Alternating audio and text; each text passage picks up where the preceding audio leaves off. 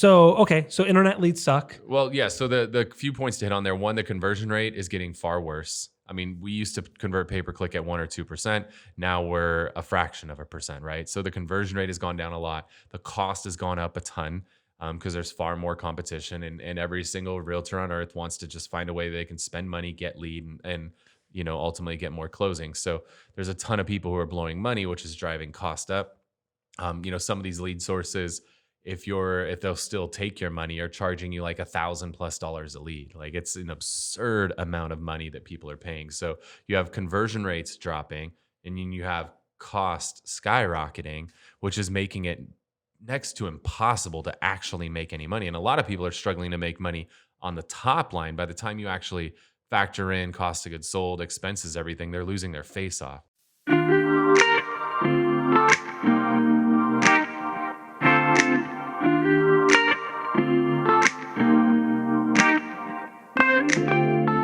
Kyle, as we looked back on 2022, you and I did a lot of deep diving into our lead sources. We're doing it even more. That's one of my big rocks this quarter, is to dive in on multiple lead sources to figure out ROI and specifically how we're tracking it, which we'll talk about in a minute. But what we found is internet leads kind of suck in terms of return. And they're getting worse, which is scary. And there's reasons why. So I want to talk about that in just a second, but also I don't want to just do doom and gloom. Hey, it's horrible. Sucks to be you. See you later. I want to talk about kind of some plans and some things that we're working on with our team to kind of combat that and work a much stronger lead source that often gets easily forgotten. Good job, Bryan. I'm back. Yeah, so I want to dive into that today. I want to talk about first, kind of our sentiment when it comes to internet leads. And then the thing that I think is the most overlooked thing in one's real estate business that I would love to see a lot of our listeners shift their focus toward as they start to realize that, for the most part, internet lead generation just doesn't financially make sense for most of us. So we're not only going to tell you why we don't think it makes sense, but we're going to tell you what does make sense and hopefully shift some of your attention there today. Good job, Kyle. We're so complimentary today. We both had long days. We got to be nice to each other. I think we're both fragile right now. One negative thing, we might both just curl up in a ball and cry. So been there. So Kyle, who are you?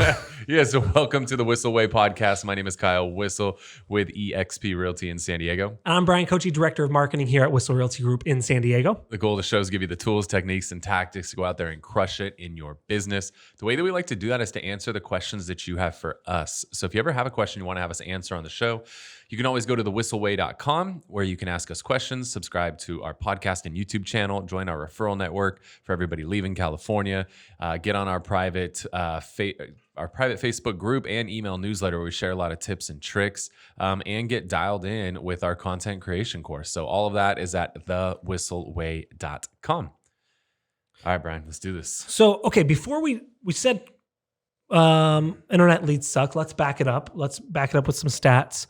But before we do that, let's talk about tracking the return on investment and how everyone does it and how everyone does it wrong and how it really needs to be done. Let's first start with that of how do we know they suck? Yeah, I think most of you that are listening to this are probably not tracking correctly, because the way that a lot of these systems handle tracking, the way that a lot of coaches tell you to track this stuff is completely wrong and completely screwed up. And we learned this, our friends at Zillow, when we started working with them, they were like, here's how we track things. We're like, holy crap, that makes a whole lot of sense. We've actually been doing this wrong for all these years, because here's what most of us do. We're recording this episode here in January of 2023. What most of us do is we look at December 2022, last month, and we look at how much money did we spend last month, how many leads did we generate, how many of those leads did we convert, and how much money did we make. And then based on that, we say, all right, well, my conversion rate last month was number of leads converted divided by leads generated. And then we say return on investment is money in divided by money out. And we determined that that's what our return on investment was. That's not right. Okay. The money that you spent last month very likely has nothing to do with the money that came in last month. And here's what I mean by that is the leads that you closed last month are very likely not leads that you generated last month. You likely generated those leads the month before, the year before, 2 years before. They were not generated last month. So the money you spent last month was for a batch of leads last month. Let's just assume that was 100 leads that came in. We're not going to know the return on last month's investment for 2 years from now, maybe 3 years from now is when we'll actually know the return on investment for last month. And let me break it down for those of you guys like, no. I think the leads that I did buy, I did convert. It's very, very unlikely. The leads that you did buy that did convert are the lead that you got December 1st, and it was an investor and he wanted to do a cash close before the end of the month. If that happened, then yes, the money you spent in December to generate that lead December 1st, that closed on December 26th, yes, that is money in, money out. But typically, the money you spent in January 2022, especially if it's an internet lead, which we'll talk about more, the money that you spent in January 2022, they close in September, October, November, or the next year. And so that's what we're talking about. It's very, very, very unlikely, and it happens from time to time, but very unlikely that the money you spend that month is you can equate the money you make in that month. Yeah, that works. So when we started to do this, we're not even really looking at the conversion rate or return on anything until it's been in our system at least 12 months. So we can now, with some reasonality, look at the leads we generated in December of 21, and we can start to make some determinations how that money we spent in December 21 did. But what we're doing is we're looking at how much did we spend in December 21 and how many leads did we generate? And then how many of those specific leads that were generated back in December 21 have since closed? And we're going to take that number, divide that by the total number of leads generated in December 21. That's how we're going to figure out our conversion rate. Then we're going to take the money that came in from those leads and divide that by the money that went out. And that's how we're going to determine that return on investment. And then we will update those numbers periodically. I think realistically with an internet leads, about 3 years is a full conversion cycle. Once it goes beyond 3 years, it probably is attributed to another lead source at that point. But I think reasonably, it's going to take 3 years to truly know that return from December of 21. So we can start to get a good idea of the return after 1 year, but there are still going to be leads that are going to convert this year from that batch. And there's going to be leads that are going to convert next year from that same batch. So that's the right way to run your numbers. But again, what most of us are doing is we're looking at what came in last month and what closed last month. And those are typically unrelated data points. Yeah, for our industry. Now, if you were selling sneakers, cool, that makes sense. Love me some sneakers. I know. That makes sense. You can say, hey, I spent 10 grand in January. I had this many sales. Like that makes sense. But for longer or for bigger purchases like homes, it's going to be a longer sales cycle. Yep. One other thing that I want to talk about that we are tracking, so a couple things. So we're tracking the number of closings. We're tracking the amount spent that month. We're also talk about company dollar versus profit versus net versus gross. Jeez, those are a bunch of numbers, words. God. Bryan, you just keep taking pretty videos and pictures, okay? I'll worry about the numbers. It's fine. The numbers, words, things. So gross versus net. Talk about how we're tracking. Yeah, what that means too. You know, the way that you have to look at this stuff is you got to look at total revenue, like how much money came in, or GCI is what it's most commonly referred to in our industry. Then you have to subtract your cost of goods sold. So if you had a split with an agent or a referral fee out with a referral partner, you have to subtract that out from the gross commission income or the total revenue. Once you subtract your cost of goods sold, that gives you your gross profit. Net. Nope, not yet. Nope. That gives you your gross profit. Then you subtract your expenses, and that will ultimately give you your net profit. So there's the term between total revenue minus cost of goods sold equals gross profit. If you take gross profit divided by total revenue, that equals your gross margin. And then if you have gross profit, subtract your expenses, you end up with net profit. If you take net profit divided by gross profit, you get net margin. Good. So for you math nerds out there who are building spreadsheets, you're welcome. For anyone that's not a 99 out of 100 nerd, I'm like a 98. That missed me without visuals. So, but Kyle sees it. So if you saw it, cool. If not, don't worry, we'll get there. Yeah. And I should say net margin. Some people will do net profit divided by gross profit. Some will do net profit divided by total revenue. Yeah, some people do it different. You know, calculate it. So we're tracking how much the company is making. Yes. As on a company side. If you're an agent, you want to take out your split and how much you are making. And then we're also tracking another one that's just an interesting thing to see is we're calling it leads with heat. So the leads that are hot, are warm, are cold, people that we've connected with saying that they will transact in the next 12 months. We're tracking that, comparing it to other lead sources versus leads. So that way we can see how many are still stuck in lead stage. How many can we not connect with? They won't respond to a text, email, phone call, nothing. How many are there versus how many have we talked to and said, yes, I will buy in the next 12, 18 months. Yeah, and that's like anytime you sign up for a new lead source, you can't start tracking closings day one. You just have to track progress. So what we're looking at initially is how many of those have we actually connected with and ultimately staged, or what we call qualified in our team, where we've talked to them, we've been able to have a conversation to qualify what stage to put them in. So first, we're looking at how many have we just actually made contact with to qualify and put into a stage. That's part of it. Then we start to look at, that's the first metric you want to track with a new lead source. Then secondarily, you want to start tracking what stage did you put them in, depending, right? If you have ABC, hot, warm, cold, what was it before? Hot, nurture, watch, which is confusing. ABC or hot, warm, cold. Like now, once we've determined like how many of these are we actually making contact with and qualifying, that's first metric. We need to look at that because that's the immediate thing we can track. Then where are we staging them, right? Are we staging a lot of them into hot, or are we staging a lot of them into cold, or even trash? Like then you start to look at that. That's going to be like your secondary metric you're going to track. And then ultimately you're going to start tracking, how many appointments are you going on with those leads? And then the appointments are turning into signings and signings turn into closings. So that all leads into, now that you know exactly how to track it, because if you do, please text me because I have to build that spreadsheet this quarter. But now that you know exactly how to track it, I wanted that to lead into us realizing, wow, our internet leads are kind of sucking. And we're doing lots. We're not doing like the cheapest Facebook leads possible because we knew those are not great. We're not doing... we tried for a while and we liked them for a minute, Craigslist ads, but we're doing like pay-per-click stuff with intent. People are actually searching, homes for sale in this area.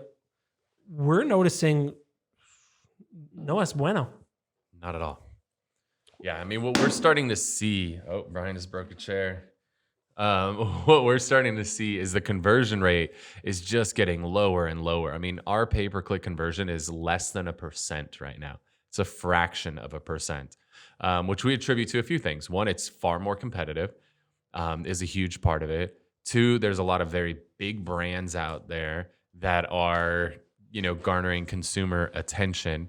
And three, it's hard to get a damn phone call through to somebody. There's so much technology now that, a lot of your phone calls, like your number starts to get marked as spam likely, or your phone number doesn't even ring on their damn phone because it's been marked spam so many times. And you don't even realize it. You're just going to dead space. Like you're not even getting to a voicemail for people. Same thing, your text messages. Like a lot of your text messages are just literally going into space, never actually getting through to people. So because it's getting so hard to actually connect with people, I think that's also driving conversion rates down. Yeah. Well, yeah. Yeah, all those things. So, okay, so internet leads suck. Well, yeah, so the few points to hit on there. One, the conversion rate is getting far worse. I mean, we used to convert pay-per-click at 1 or 2%. Now we're a fraction of 1%, right? So the conversion rate has gone down a lot. The cost has gone up a ton. because there's far more competition, and every single realtor on earth wants to just find a way they can spend money, get lead, and ultimately get more closings. So there's a ton of people who are blowing money, which is driving cost up. Some of these lead sources, if they'll still take your money, are charging you like $1,000+ a lead. Like, it's an absurd amount of money that people are paying. So you have conversion rates dropping, and then you have cost skyrocketing, which is making it next to impossible to actually make any money. And a lot of people are struggling to make money on the top line. By the time you actually factor in cost of goods sold, expenses, everything, they're losing their face off. So I think that's a huge problem. The other things we're looking at, a lot of these companies have gone away from even selling you leads. They've gone to the point they won't even sell a lead to you, because what they found is they're selling leads to agents, and agents were paying upwards of $1,000 for leads, hundreds, if not $1,000+ for a lead. And then the person would say, I want to go see 123 Main Street, or I'm interested in 123 Main Street. And the freaking agent, about half the time, would never even return the inquiry. God, that's crazy. Like, it's insane. Well, then the problem occurs that the consumer thinks that website X is trash because I filled this form out on website X and I never got a response from anybody. They're not upset at the agent. They don't even know what agent was supposed to reach them, because no agent ever did. So they're not putting a blame on any particular agent. They're putting it on the website. And they're not wrong. The consumer's not wrong. I've done that with track data, with Angie's List. And I'm literally it's just Angie now. I know. Come on. I know. Don't date yourself, old man. And I'm literally the best lead. I'm like, I'm looking to buy right now. I don't care about, like, I know as they're building it out, I'm like, I'm the best lead they've got. Like, and I'll get like maybe one. I'm like, you win. You called me back 3 days later. Like, what the hell? Yeah. But yeah. That's crazy. So what a lot of these websites realize is, like, this is hurting our brand, because consumers are coming to our website, filling out a form to get info, and the agent's never calling to give them the damn info. So what a lot of these websites have done is gone away from selling leads to any agent whose credit card will go through, and instead picking, top performing agents and teams across the country, and they're just giving the leads out, but they're not charging an upfront fee like they used to. They're just collecting a referral fee on the back end. So what that's done is it's provided a better consumer experience, because they're going to the agents that actually answer the phone, that return the phone calls, that are going to be good and provide good service. So it's increased the consumer experience. It's also helped a lot of these agents and teams offload a lot of those upfront expenses, but they're collecting it on the back end now via referral fee. Those referral fees, there's not anybody who expects those to go down. We only expect those to go up. It's like rent in San Diego. Yeah, I mean, some of these companies started at 25, 30%, then they've gone to 30, 35, 35, 40. Like, they're going to end up like the relocation companies that are charging 40, 50+%. So, you're, in addition to costs going up, the referral fees, if you're on that model, that's going up with a lot of these companies. So you got to keep that in mind. And then the biggest one is the lack of control.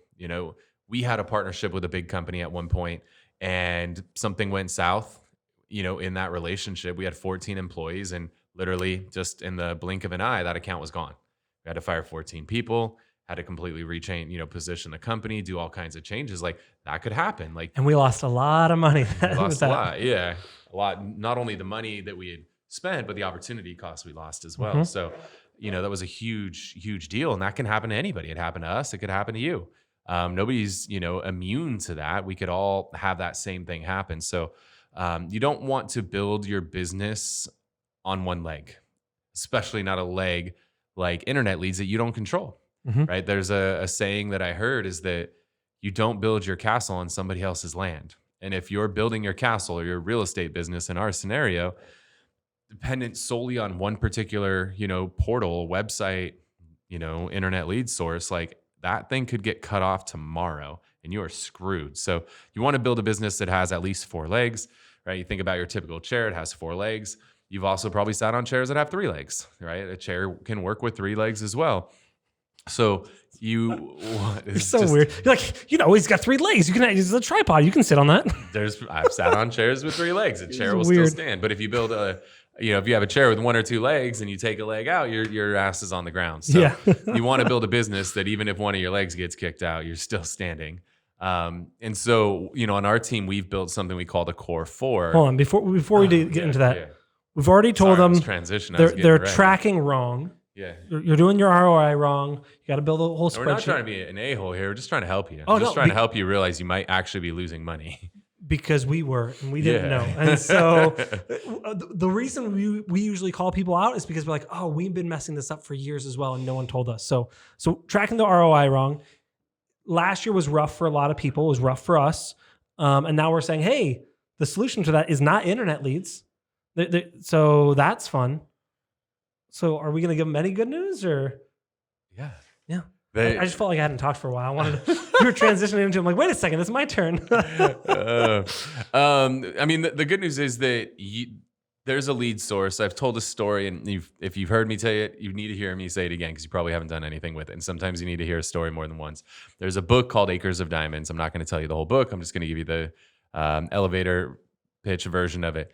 There's a guy, he lives on this farm. He's reading these stories, hearing these stories about these people who are getting super rich, mining diamonds all around the world. And the guy's like, that looks amazing. I want to go get rich and mine diamonds. So he sells his farm, goes and travels all over the world chasing diamonds. And everywhere he goes, he strikes out. He goes here, no diamonds. Goes there, no diamonds. Goes here, goes there, goes here, goes there. Eventually, he runs out of money. He gets distraught.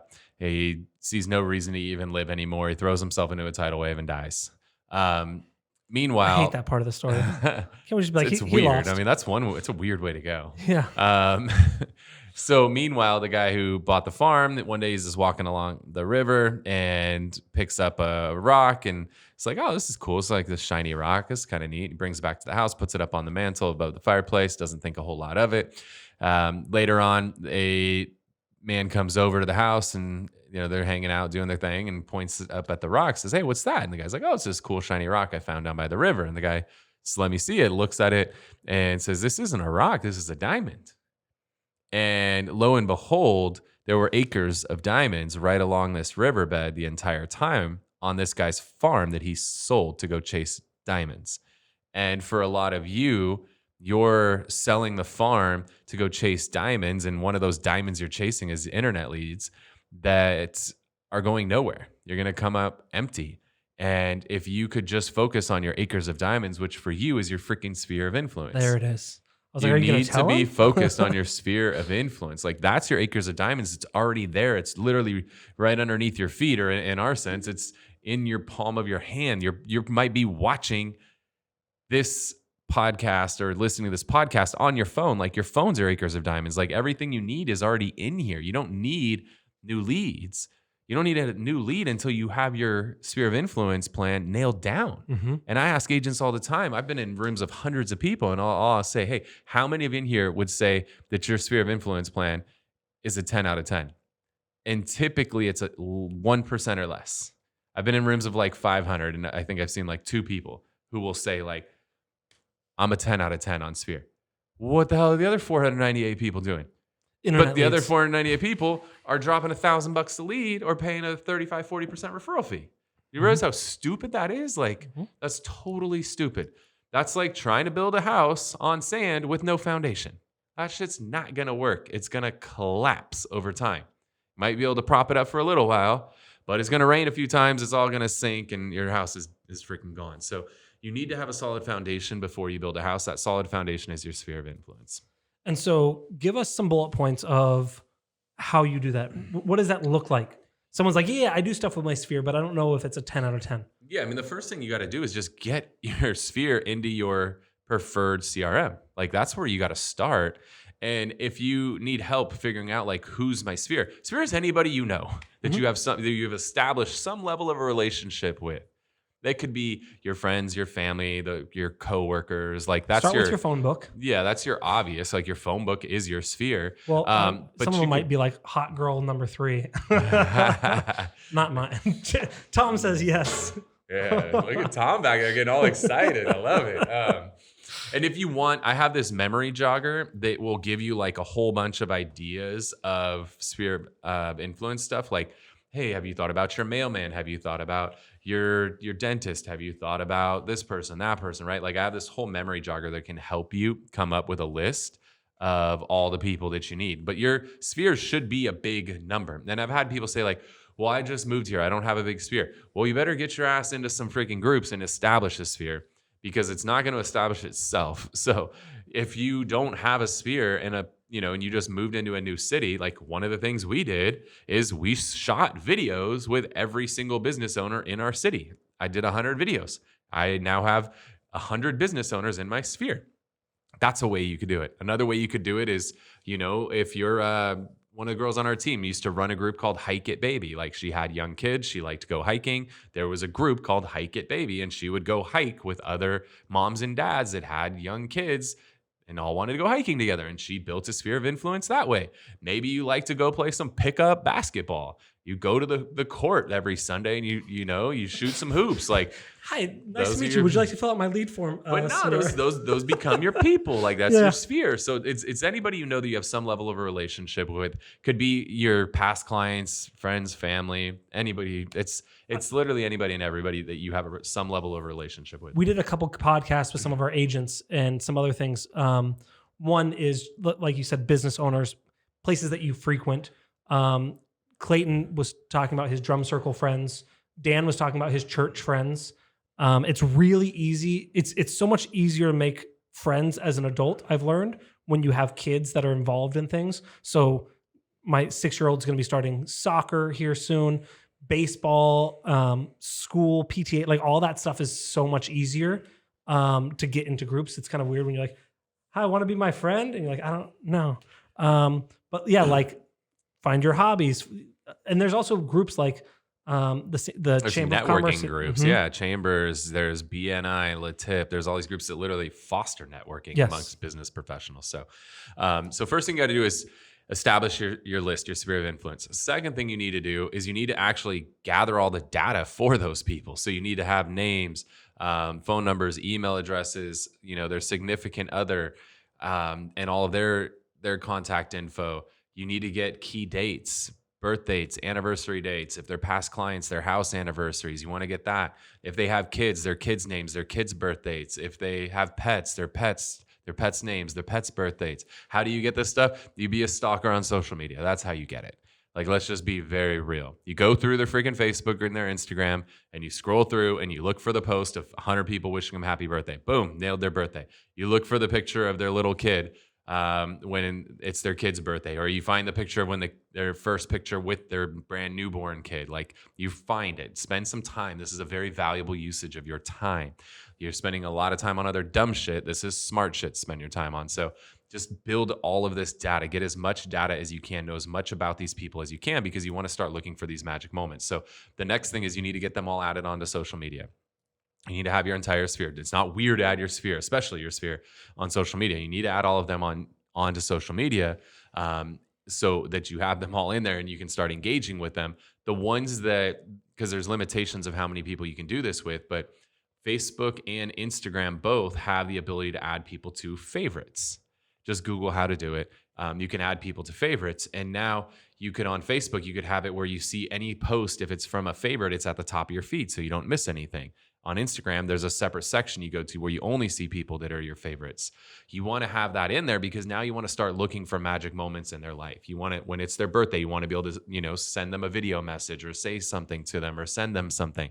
When they have an anniversary, you want to be able to do something about it. When somebody's sick, you want to be able to, send them something or say something. Like, you want to start looking for those magic moments of either, key dates that happen or just, key life events. Somebody gets a promotion at work. Congratulations. Somebody's having a baby. Congratulations. Like, you want to be able to do stuff for them when you see these magic moments happen in their life. The two primary ways we like to do this is either to acknowledge them or to gift them. Or the combination thereof. Acknowledgement, I love doing via video as opposed to just sending somebody a text message, HBD. Like, that's trash. So HBD, if you guys aren't if you're not 40 up to speed, is happy birthday. It's amazing, right? Somebody's birthday, everybody goes on social media on their Facebook and is just like HBD. Like, what the fuck? Like, send them a video and actually say, hey, Bryan, what's up, man? I saw it's your birthday. I know you're out. You're playing with cats, going to the cat cafe and having a bunch of ice cream tonight. Is this how you do video? Yeah, because I've been surfing a lot lately, dropping in those 20-foot breakers. To the podcast, Kyle has his thumb and finger out as if he's making a phone call, and he's like, do a video, and he puts his thumb next to his ear. What are you doing, bro? Yeah. So you just want to send him a message, right? Send him a video message. send them an audio message, whatever, but send them something that's different than what everybody else does. Because I've also stood in rooms of 500 people and asked how many of you guys got a video message on your birthday last year. And it's about the same number. It's about 2. Mm-hmm. Right? 498 people didn't. And the 2 people who did get one, they remember who did it. So sending video messages. And then the other thing, we love using Client Giant. We have our friends, Jay, and the guys at Client Giant are phenomenal. You could set people up on birthday campaigns. You could set them up on anniversary campaigns. You could set them up on top of mind campaigns and just have random gifts go out to them throughout the year. Like, there's so many little things. You see somebody has a birthday or a baby, you could have a birthday or baby gift go out to them. You see somebody is getting married, you could have a marriage gift go out. Like, there's all these gifts where you don't have to think of what to send them. You literally just click the button and they take care of it for you. And if you guys want to have a hookup to get a discount on them, so you could shoot me a DM on Instagram at Kyle Whissel, I'll hook you up. So just the combination of like getting your sphere into something, then getting all the key dates, acknowledging them on those key dates, gifting to them. It's a very valuable usage of your time. I'd far rather spend $1,000 gifting to my sphere than buying one stupid internet lead. Like, just think about how stupid it is to spend $1,000 for a name and a phone number of somebody who may never respond to you versus spending $1,000 gifting to your clients. It's amazing where I tell agents like, yeah, you need to get signed up for this. Like, no, I'm just going to buy leads on X website. Like, you idiot. If you just took that same money and loved on your sphere, you would do exponentially more business. And Absolutely. When you work with your sphere, you don't have to compete. You don't have to fight over commission. It's the freaking best. They already like you. Mm-hmm. Yeah.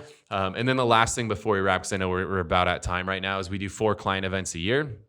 And we do like a barbecue, a fall festival, a movie night, and a Santa. Holiday party. Yes. And we do these 4 events. We mail invitations to our clients. We email invitations. We call and text them. So if you just start acknowledging magic moments, gifting, inviting them to events, if you just do those 3 things, like, that will completely change your business. And nobody can take that away from you. Now you're building your castle on your own land. That will never be taken away from you. Website X can't take it away. Your broker can't take it away. Nobody can take what you've built, that castle you built. Nobody can take that away from you. Yes and no. And I'm going to just kind of expand on one thing that you talked about. When you get all their data and you add them on social media, add them on multiple social media platforms, have their phone number, their email address, communicate with them different ways, because as we saw, it's harder to get people to answer the phone. If carriers say, hey, now T-Mobile can't text Sprint or whatever, now Sprint, they took that away from me. If Facebook says, hey, now we're going to charge you for it, which they never, whatever, now they took that away from you. So make sure you have that information. You have their address, you have their phone number, you have their email, and you're hitting them in different ways. That's how no one can take it away from you, because you own that relationship. But each of those different channels can be taken away. Yep. Cool. Awesome. Well, hopefully you guys got some value. Again, if you want a hookup with Client Giant, you want that memory jogger for your sphere of influence, just DM me on Instagram at Kyle Whissel. I'm totally down to hook you up with that. I have a feeling I'll get a lot of DMs on that. Yeah, when you said that, I was like, oh, God. I got a system for these now. It's cool. Well, hopefully you guys got some value out of the show today. If you did, if you are watching on YouTube, hit that thumbs up button. It helps with the algorithm on there. Let YouTube know to share this with more people.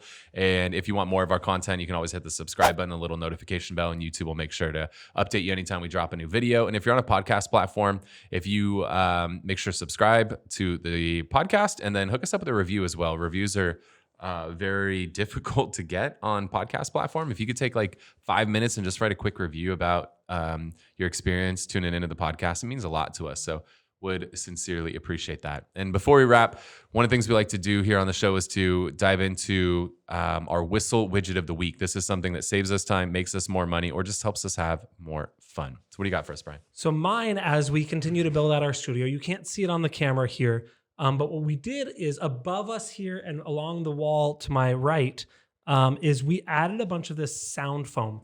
And if you guys are listening to the podcast and can't see, this is gray foam, like packing foam. And it's got different layers so that it kind of looks, when it's laying flat, it kind of looks like a cityscape. It's got different layers on it. And what it does is people always say, oh, you're soundproofing the room, which is not true. What we're doing is we're insulating the room to have less echo. And what happens is the sound comes from your voice, hits these different layers and bounces in different directions, so it doesn't go directly back. That's where you hear the echo. So we use this, and the thing that I like about this, and I'll give the link to Tom so he can put it in the show notes, is it has this sticky back on the back of it. So you just peel the back off, stick it on the wall. You don't have to. We've tried 3M strips before. We've tried staples that, we basically have to nail it into the wall with the other stuff. But this sticky backing, we were able to pull off really easily, put it on the wall really easily. And so far it's holding up. Cool. Yeah. The one that I'm going to use, I was actually out at our river house recently, and I needed to install some curtains in the house. And I don't really have a whole lot of tools out there. It's just a vacation house. And my wife went to the store and she's like, I got curtains. I need you to put these curtain rods up. I was like, crap. I hate having to do that stuff because it's like I'm a perfectionist and I have to put this curtain rod and I need to make sure this thing is level. And if it ends up not level, I'll never be able to sleep. So I always put 4 holes in. Just at this point, I do it in the beginning. Too high, too low. At some point, it'll fit. I remember Brian putting a closet together that came tumbling down. That was the house that I bought. It already did that. I didn't put that closet together. Mine's still standing.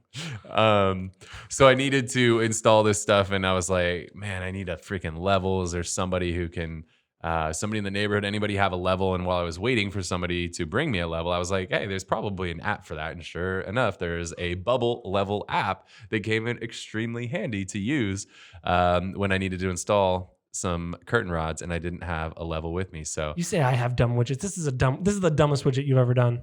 It is a functional widget that I used in the last week. And so this bubble level ensured that I got this curtain rod perfectly installed. But it could be good. Maybe you're out at a house and you're like, hey, is this thing sloping? Is this floor sloping or is this counter sloping or anything like that? You could literally just set your phone down and get it's not the most accurate thing in the world, but it could at least give you an indication of the levelness of a surface. Can you imagine if you were the listing agent and someone said, see this picture? My phone screenshot the bubble level. Yeah, someone had to take a picture of the phone. Oh my God, that's a dumb widget. Anyway. Hey, I used it and I found a real estate tie into it. So whatever.